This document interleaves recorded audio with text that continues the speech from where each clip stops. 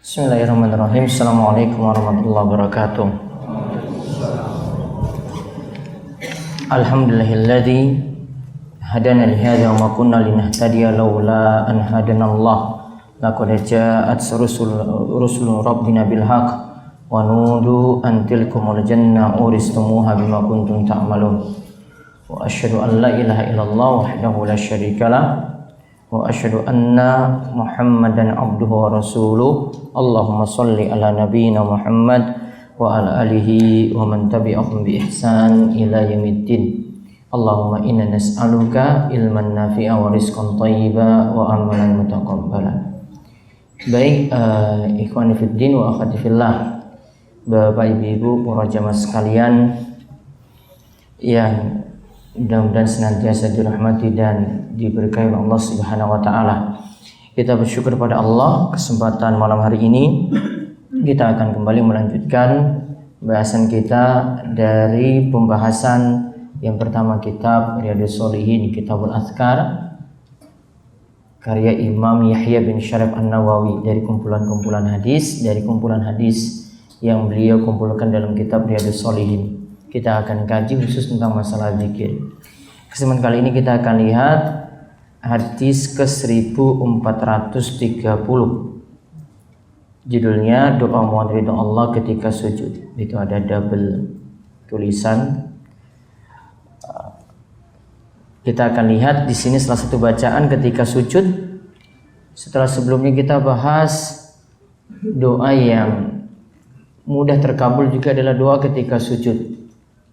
Ada dua hadis yang kemarin kita bahas sebelumnya. Lalu satu hadis terakhir yang kita bahas tentang salah satu bacaan juga ketika sujud. Allahumma gfir li dzambi kullahu diqqahu wa jillahu wa awwalahu wa akhirahu wa alaniyatahu wa sirrahu. Itu salah satu bacaan ketika sujud, dan di dalamnya berisi permohonan ampun pada Allah Subhanahu wa taala, permohonan ampunan kepada Allah Subhanahu wa taala. Kali ini kita lihat hadis Aisyah radhiyallahu anha. Kita lihat salah satu bacaan ketika sujud dengan mohon ridho pada Allah. Monggo dibaca.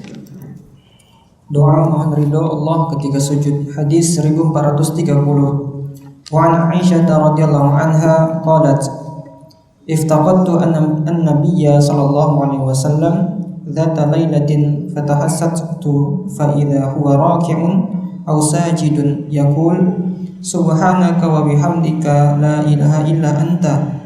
Wa fi riwayatin fawaqa'at yadi ala batni qadamayhi wa huwa fil masjidi wa huma mansubatani wa huwa yaqul Allahumma inni a'udzu biridhaka min sakhatik wa bi mu'afatik min uqubatik wa a'udzu bika minka la uhsi thana'an 'alaika anta kama athnaita 'ala nafsik. Rawahu Muslim.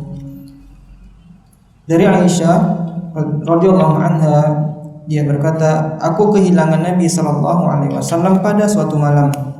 Maka aku mencarinya. Aku meraba-raba, ternyata beliau sedang rukuk atau sujud. Beliau mengucapkan subhanaka wa bihamdika la ilaha illa anta. Maha suci engkau dan memujimu, tidak ada sesembahan yang berhak disembah selain engkau. Di dalam riwayat lain disebutkan, maka tanganku Aisyah mengenai telapak kakinya saat beliau sedang sujud dengan posisi telapak kaki tertancap. Beliau sambil mengucapkan Allahumma inni a'udzu biridhaka min sakhatika wa bi mu'afatika min uqubatika wa a'udzu bika minka la uhsi thana'an 'alaika anta kama athnaita 'ala nafsika. Ya Allah, sesungguhnya aku berlindung dengan ridhamu dari murkamu, dengan maafmu dari hukumanmu, dan aku berlindung kepadamu darimu. Aku tidak dapat menghitung sanjungan untukmu, sebagaimana engkau menyanjung dirimu sendiri. Hadis riwayat Muslim. Baik, kita lihat di sini salah satu hadis dari Aisyah. Suatu malam Nabi SAW itu sedang melaksanakan sholat malam, dan Aisyah ini biasa dengan Nabi SAW. Ketika itu Aisyah meraba-raba, ternyata Rasulullah SAW itu tidak berada di tempat. Maka dia raba-raba, ternyata dapati Rasulullah SAW itu sedang ruku atau sedang sujud. Lihat, coba bayangkan, itu posisi tidur tadi. Aisyah tidur, dia raba-raba, kemudian dapati Rasulullah SAW itu sedang ruku atau sujud. Coba bayangkan, padahal kalau Rasulullah SAW mau mengambil tempat, itu bisa cari tempat yang lebih luas jauh daripada Aisyah, biar nggak ketahuan di situ. Berarti di sini menunjukkan rumah atau tempat sholat Rasulullah SAW itu sempit, dan itulah sejatinya keadaan rumah Rasulullah SAW. Karena kalau luas, dia bisa cari tempat yang jauh begitu dari posisi Aisyah tadi, biar juga nggak ganggu Aisyah. Dalam riwayat lain disebutkan Rasulullah SAW pernah melaksanakan sholat malam juga, saat turun ingin sujud, kan kaki Aisyah itu selonjor, artinya dipanjangkan kaki Aisyah, kemudian karena sujud nanti menghalangi Rasulullah SAW itu sujud, Rasulullah SAW menyentuh kaki Aisyah, kemudian angkat kaki Aisyah tadi, menandakan bahwasanya juga ketika itu tempat Rasulullah SAW, tempat tinggal beliau itu sempit. Berarti rumah Rasulullah SAW itu sederhana, biasa-biasa saja. Nah di sini, saat itu dilakukan, saat ruku atau sujud, Aisyah itu dengar Rasulullah SAW itu mengucapkan subhanaka wa bihamdika la ilaha illa anta. Subhanaka wa bihamdika la ilaha illa anta. Kalau yang kemarin kita bahas itu apa? Subhanakallahumma rabbana wa bihamdika Allahumma firli. Kalau di sini subhanaka wa bihamdika la ilaha illa anta. Bisa baca seperti ini juga. Ini artinya versi yang lain. Nah, ini dibaca ruku atau sujud. Ya, ini dibaca ruku atau sujud. Pokoknya antara ruku atau sujud bisa membaca bacaan ini. Dalam riwayat yang lain, Aisyah itu mengatakan bahwa tangannya itu mengenai telapak kaki Nabi Shallallahu Alaihi Wasallam. Jadi Nabi SAW ketika itu sholat, Aisyah raba-raba itu kemudian mengenai telapak kaki Nabi SAW. Dan saat itu Nabi SAW sedang sujud, kakinya nancap ketika sujud, artinya disentuh kaki Nabi SAW ini ke lantai. Ya, disentuh kaki Nabi SAW itu ke lantai. Lalu beliau mengucapkan ketika sujud tadi, kalau di sini tegas sujud, Nabi SAW mengucapkan Allahumma inni a'udzu biridhaka min sakhatik wa bimu'afatika min 'uqubatik wa a'udzu bika minka la uhsi sana'an 'alaik anta kama asnaita 'ala nafsik. Artinya, ya Allah, sungguhnya aku berlindung dengan ridhamu dari murkamu, dengan maafmu dari hukumanmu, dan aku berlindung kepadamu darimu. Aku tidak dapat menghitung sanjungan untukmu sebagaimana engkau menyanjung dirimu sendiri. Nah, kita lihat di sini, ini bacaan ketika sujud yang diajarkan oleh Nabi Shallallahu Alaihi Wasallam. Tadi dibuktikan langsung oleh Aisyah yang memperhatikan Nabi SAW itu sedang melaksanakan sholat malam. Kita baca penjelasannya. Penjelasan pertama, bolehnya melakukan sholat malam tanpa membangunkan anggota keluarga karena ada uzur ataupun tidak ada uzur. Namun yang lebih baik adalah membangunkan keluarga untuk diajak sholat malam. Nah, di sini jadi dalil boleh tanpa membangunkan keluarga. Istri tidak dibangunkan untuk sholat malam, suami sholat sendiri, atau istri bangun sendiri tanpa membangunkan suami. Terserah ketika itu ada uzur atau tidak. Mungkin dia lihat, suami ini lihat istrinya capek, dia tinggalkan, sudahlah saya nggak usah bangunkan istri capek. Semalam dia itu begadang, semalam suntuk, cuma gara-gara anak saja yang butuh menyusui misalnya, atau dia ingin tidurkan anaknya sampai bangun tengah malam, sampai tidur itu tengah malam. Jadi tidak membangunkan karena ada uzur atau tidak ada uzur. Namun di sini kata Syekh Salim bin Aid Al-Hilali, beliau itu katakan lebih bagusnya keluarga itu dibangunkan, artinya istri dibangunkan dan atau istri membangunkan suaminya.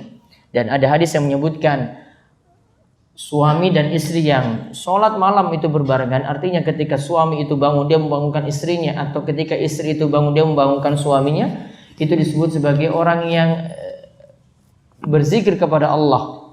atau perempuan yang berzikir kepada Allah. Dua-duanya disebut dengan orang yang berzikir kepada Allah. Kemudian yang kedua. Yang kedua, ini jadi dalil oleh sebagian ulama bahwa menyentuh lawan jenis tidaklah membatalkan wudhu.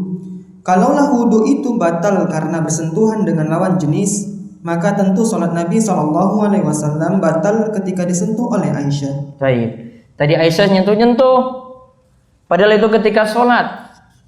Kita lihat di sini disebutkan salah satu pendapat dari pendapat para ulama yang ada. Ada perselisihan pendapat dalam masalah ini ketika para ulama itu membahas apakah menyentuh lawan jenis itu membatalkan wudhu ataukah tidak. Nah, di sini jadi dalil sebagian pendapat yang menyatakan bahwasanya menyentuh wanita itu atau menyentuh lawan jenis itu tidak membatalkan wudhu. Alasannya apa? Tadi Nabi SAW ketika sholat tetap sholatnya lanjut. Andai wudhu itu batal karena menyentuh lawan jenis, tentu Nabi SAW sudah batal sholatnya. Aisyah tadi nyentuh kakinya, telapak kaki Nabi SAW. Atau Nabi SAW tadi ketika ruku atau sujud disentuh oleh Aisyah, diraba-raba oleh Aisyah, menunjukkan bahwasanya hal ini tidak jadi pembatal. Kalau itu jadi pembatal wudhu, berarti sholatnya harusnya diulangi. Ya, namun tetap Nabi SAW melanjutkan sholat ketika itu. Ya, jadi ini jadi dalil menyentuh lawan jenis tidaklah membatalkan wudhu. Ada 3 pendapat dalam masalah ini. Ada ulama yang mengatakan menyentuh lawan jenis itu secara mutlak wudunya itu batal. Dalilnya au lamastumun nisa di dalam surat Al-Maidah ayat 6. Atau menyentuh perempuan. Dikatakan ini juga kita temukan dalam Al-Qur'an terjemahan kita. Jadi diterjemahkan juga dengan menyentuh wanita. Dan ini sedang membicarakan tentang pembatal wudu. Maka otomatis ini wudunya batal secara mutlak. Ada pendapat yang kedua yang kita sebutkan di sini, menyentuh lawan jenis tidak membatalkan wudu. Ada pendapat 3 yang pertengahan. Menyentuh lawan jenis membatalkan wudu kalau dengan syahwat. Kalau tidak dengan syahwat tidak batal. Ini pertengahan. Kenapa dikatakan pertengahan? Dia kompromikan dalil yang ada. Dia bisa pahami dari hadis ini, itu Nabi SAW Aisyah itu tidak menyentuh dengan syahwat, tidak batal. Sedangkan ayat tadi itu dimaknai itu kalau dengan syahwat. Nah, pendapat yang terakhir ini pendapat yang lebih pertengahan dalam masalah ini. Artinya menggabungkan atau mengkompromikan dari dalil-dalil yang ada. Wallahu alam, selama ini kami masih memegang pendapat menyentuh wanita tidak membatalkan wudu. Ya, karena kalau dia memakai standar syahwat pun ini standarnya masih belum jelas. Ya, hadis tadi sudah menunjukkan secara mutlak dan hadis-hadis yang lainnya tentang sholat malam Nabi SAW juga bukan hanya hadis ini saja menunjukkan bahwasanya menyentuh lawan jenis itu tidak membatalkan wudu. Adapun ayat tadi, au lamastumun nisa. Lamastum di sini pendapat yang paling tepat mengartikan lamastum itu dengan artian berhubungan intim. Ya, ini baru dikatakan sebagai pembatal. Namun kalau menyentuh biasa, maka kita kompromikan dengan dalil yang lainnya, tidak membatalkan wudu. Wallahu a'lam. Terus yang ketiga. Yang ketiga, cara sujud adalah dengan menancapkan telapak kaki serta sempurna dalam ketundukan dan kecintaan. Nah, cara sujud itu ada 2 hal di sini ditekankan oleh Syekh Salim. Beliau katakan kakinya itu nancap. Artinya di sini ujung. Kalau dalam mazhab Syafi'i ketika menerangkan tentang 7 anggota tubuh yang ditempel ketika kita itu sujud, ya, yaitu dahi dan hidung 1, kemudian telapak tangan itu 2 dan 3, kemudian lutut 4 dan 5, kemudian ujung kaki itu 6 dan 7. Nah, ujung kaki yang dimaksudkan adalah ujung kaki yang bagian dalam sini. Jadi dia bukan nyentuh dengan bagian luar gini. Dan bagian dalam dia tekuk, enggak mesti ditekuk semua. Cukup saja ada bagian dalam yang nyentuh ke tanah, itu sudah dikatakan saat sholat itu sudah sujud yang memenuhi 7 anggota tadi yang menempel ketika sujud. Ya, tidak mesti semua jari, tidak semua jari itu ditekuk, enggak. Itu berat sekali.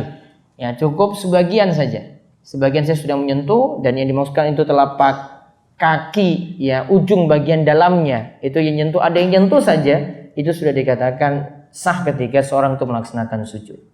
Dan tadi disebutkan 7, ada situ jidatnya atau dahinya dan hidung, ini 1. Maka hidung juga harus kena ketika seorang itu sujud, walaupun ada pembicaraan tentang hal ini, apakah ini jadi syarat ataukah tidak ketika kita itu sujud. Ya, sebagian pendapat itu mengatakan tidak mesti hidung itu nempel. Namun hadis sudah menunjukkan demikian. Paling bagus kalau kita memahami hadis itu secara tekstual. Jadi kalau hadis katakan jidat dan hidung, maka jidat dan hidung tadi nantinya nempel ketika kita itu sujud. Kemudian yang keempat. Yang keempat, tidak ada tempat kembali kecuali kepada Allah. Orang yang merugi adalah yang terhalang dari kembali kepadanya. Ini dimaksudkan dengan kembali sini adalah taubat. Yaitu tidak ada tempat taubat, seorang itu taubat, menyesali kesalahan-kesalahannya, menyesali dosa-dosanya, kecuali kepada Allah. Orang yang tidak bertobat, terhalangi dari taubat tadi, maka dialah yang dikatakan oleh Salim termasuk orang-orang yang merugi. Tadi disebutkan dalam doa tadi, kalau kita lihat kandungannya, situ kita berlindung dari murka Allah, ya juga kita meminta maafnya Allah agar tidak mendapatkan hukumannya. Menunjukkan bahwasanya kita sangat mohon sekali ampunan dari Allah Subhanahu wa taala. Dan kalau ini kita tidak dapat ampunan dari Allah ketika kita itu bertobat, berarti kita benar-benar merugi saat itu. Terus yang kelima. Yang kelima, disunahkan memuji kepada Allah dengan menyebut nama dan sifatnya. Begitu pula doa dengan menyebut nama-nama Allah yang ada dalam Al-Quran dan As-Sunnah. Nah, ketika kita memuji Allah, menyanjung Allah, kita sebut nama dan sifatnya. Begitu juga ketika kita berdoa, kita tawassul. Kita bertawassul dengan nama dan sifat-sifat Allah Subhanahu wa taala. Ya, kita nyebut di situ dalam doa kita. Ya, dalam doa kita sebut ya nama dan sifat Allah. Itu dijadikan tawassul atau perantara kita dalam berdoa. Kita sebut misalnya ya dalam doa agar kita terangkat dari kesulitan, yaitu kalimatnya di sini kalimat istighatsah. Ya Hayyu ya Qayyum bi rahmatika astaghits wa aslih li sya'ni kullahu wa la takilni ila nafsi tarfata 'ainin abadan. Lihat di awal itu sudah ada bentuk tawassul. Tawassulnya dengan menyebut nama dan sifat Allah Subhanahu wa taala. Di sini juga di dalam bacaan ini juga Allahumma inni a'udzu biridhaka, ya Allah aku meminta perlindungan biridhaka, dengan ridhamu. Berarti dengan sifat Allah kita sebut. Dengan ridhamu berarti dengan ridha Allah. Kita nyebut ridha Allah di sini. Ini juga namanya tawassul. Dan tawassul kata para ulama dibolehkan untuk 3 bentuk. Tawassul itu dibolehkan untuk 3 bentuk. Yang pertama, tawassul dengan Asmaul Husna dan sifat-sifat Allah. Walillahil asmaul husna fad'uuhu biha. Allah memiliki nama yang sempurna. Fad'uuhu biha. Berdoalah kepada Allah dengan menyebut Asmaul Husna tersebut. Kalau di sini contohkan juga dengan sifat-sifatnya. Berarti bisa dengan nama dan sifatnya. Itu bentuk tawassul yang pertama. Boleh. Yang kedua, dengan menyebut amal soleh.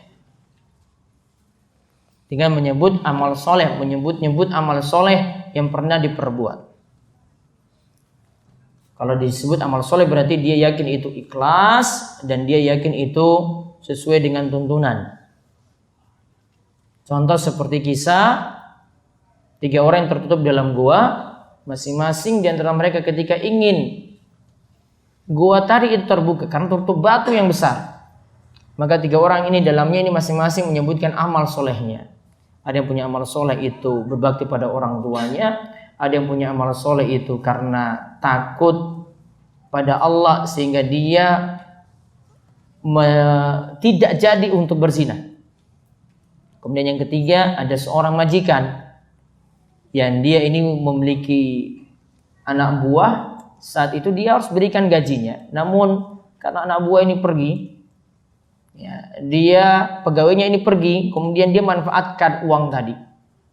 Dia putar uang tadi, diinvestasikan, akhirnya punya hasil yang banyak. Kemudian ketika anak buahnya ini kembali minta lagi gajinya yang dulu pernah dia itu bekerja pada majikan ini mengatakan bahwasanya itu hasilnya kamu lihat lembah ternak yang penuh yang ada di lembah ini, ya, lembah ini yang penuh dengan ternak itu milikmu semuanya. Ambil itu semuanya. Karena itu dari hasil gajimu dulu saya itu kembangkan. Maka masing-masing sebutkan amal solehnya tadi. Kemudian akhirnya pintu gua itu terbuka. Ini berarti boleh bertawassul dengan amal soleh. Yang ketiga, bertawassul dengan doa orang soleh yang masih hidup. Seperti Nabi SAW, ya, itu pernah para sahabat meminta pada Nabi SAW untuk berdoa pada Allah agar hujan itu turun. Di Jumat yang pertama, para sahabat ini minta pada Rasulullah SAW ketika khutbah Jumat, wahai Rasulullah, mintalah pada Allah, sekarang ternak kami ini mau mati, ternak kami ini akan mati. Mintalah pada Allah supaya diturunkan hujan. Kemudian hujan turun. Namun karena doa ini hujannya turun 1 minggu, gak berhenti-berhenti. Maka sahabat itu datang lagi di Jumat berikutnya minta pada Rasulullah SAW, wahai Rasulullah, sekarang ternak kami mau mati juga, hujannya berlebihan tadi. Mintalah pada Allah supaya hujan itu dipindahkan ke tempat yang lain. Maka Nabi SAW kemudian berdoa pada Allah supaya hujan tadi dipindahkan. Allahumma hawalaina wa la alaina, Allahumma alal akami wa dhirabi wa butunil awdiyati wa manabitis syajari. Ini doa ketika hujan itu ingin dialihkan ke tempat lain, di tempat-tempat yang situ pohon-pohon tumbuh, tanaman-tanaman itu butuh akan hujan, gunung-gunung itu butuh akan hujan. Nah, supaya dialihkan ke situ, tidak di tempat ini. Maka akhirnya hujan itu beralih ke tempat yang lainnya. Nah, ini namanya tawasul lewat orang soleh yang masih hidup. Boleh dengan Nabi SAW, dengan catatan Nabi SAW masih hidup. Adapun bertawasul dengan orang soleh yang telah meninggal dunia tidak boleh.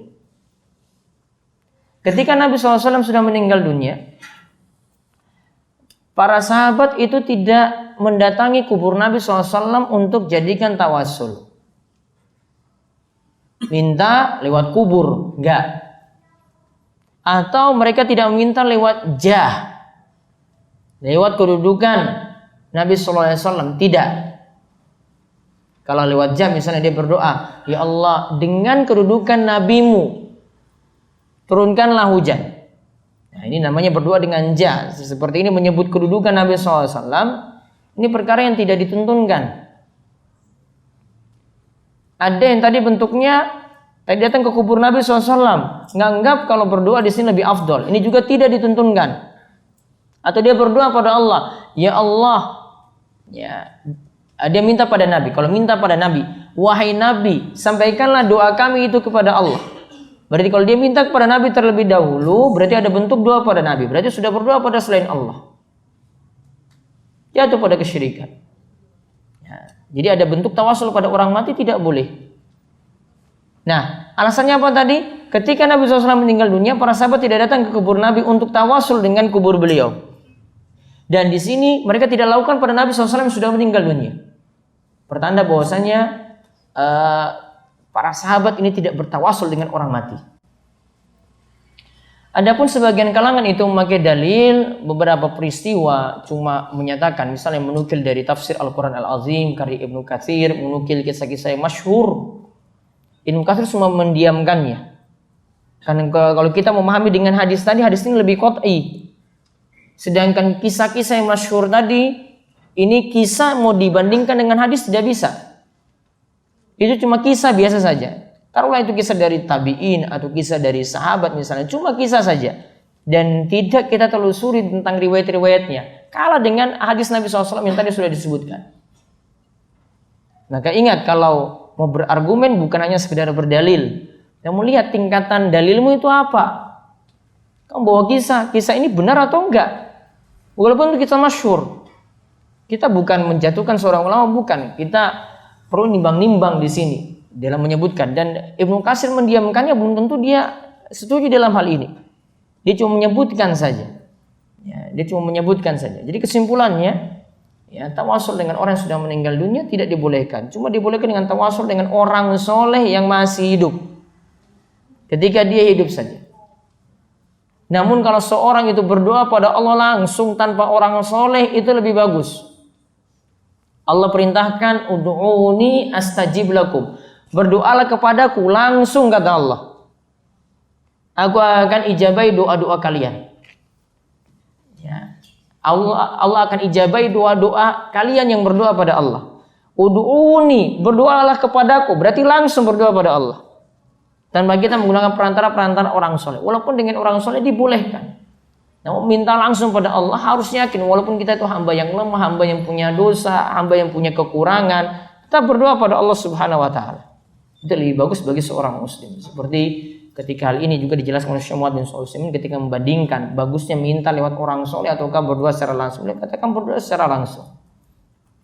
Kemudian yang ke-6.